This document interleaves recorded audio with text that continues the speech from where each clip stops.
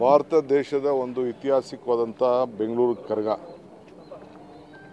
ಆ ಕರಗದಲ್ಲಿ ನಾನೊಬ್ಬ district minister ಆಗಿ ನಮ್ಮಲ್ಲಿ ನಡೆಯುವಂಥ ಅಷ್ಟು ದೊಡ್ಡ ಧಾರ್ಮಿಕವಾದಂಥ ಒಂದು ಕಾರ್ಯಕ್ರಮ ಅದರಲ್ಲಿ ನಾನು ಪಾಲ್ಗೊಂಡಿದ್ದೆ. ಜೊತೆಗೆ ದ್ರೌಪದಿ, ಧರ್ಮರಾಯ ಇವೆರಡು ಕೂಡ ಆರಾಧನೆ ಮಾಡ್ತಾರೆ.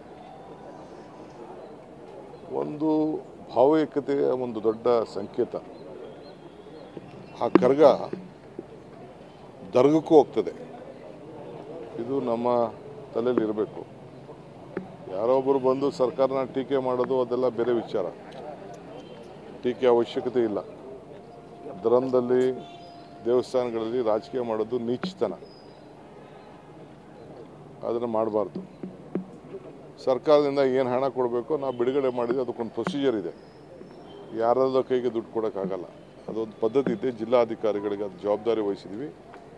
ಅವರು ಅದನ್ನು ಯಾರಿಗೆ ಕೊಡಬೇಕು ಅದನ್ನು ಕೊಡ್ತಾರೆ. ಬಜೆಟಲ್ಲೇ ನಾವು ದುಡ್ಡು ಹಿಡಿದೀವಿ. ಸೊ ಯಾರು ಆತಂಕ ಪಡೋದು ಬೇಕಾಗಿಲ್ಲ. ಈಗ ಆಚರಣೆಯೆಲ್ಲ ನಮ್ಮ ಅಧಿಕಾರಿಗಳು, ಪೊಲೀಸ್ ಅಧಿಕಾರಿಗಳು, DC, AC ಎಲ್ಲ ನಿಂತ್ಕೊಂಡೆಲ್ಲ ಚೆನ್ನಾಗಿ ಮಾಡಿದ್ದಾರೆ. ಪಾಪ ಅವರು ಕೂಡ ರಾಮಲಿಂಗಾರೆಡ್ಡಿ ಅವರು ಧಾರ್ಮಿಕ ದತ್ತ ಮಂತ್ರಿ ಕೂಡ ಹೋಗಿ ಕೂತ್ಕೊಂಡು ಕೆಲವು ಅವರ ಇಂಟರ್ನಲ್ ಇಶ್ಯೂಸ್ನೆಲ್ಲ ಸೆಟಲ್ಮೆಂಟ್ ಮಾಡಿಬಿಟ್ಟು ಬಂದಿದ್ದಾರೆ. ಸೊ ಅದರಿಂದ ಭಾಳ ಚೆನ್ನಾಗಿ ನಡೀತು.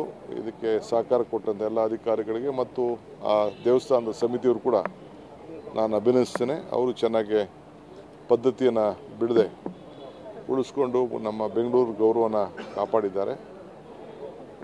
ಭಾಳ ಚೆನ್ನಾಗಿ ನಡೆದಿದೆ. ಬೆಳಗ್ಗೆ 3:30 ಗಂಟೆವರೆಗೂ ಕೂಡ ನಾನು ಸ್ಪಾಟಲ್ಲೇ ಇದ್ದೆ. ಯಾವ ಸಮಸ್ಯೆ ಇಲ್ಲದೆ ಕೂಡ ಭಾಳ ಚೆನ್ನಾಗಾಗಿದೆ.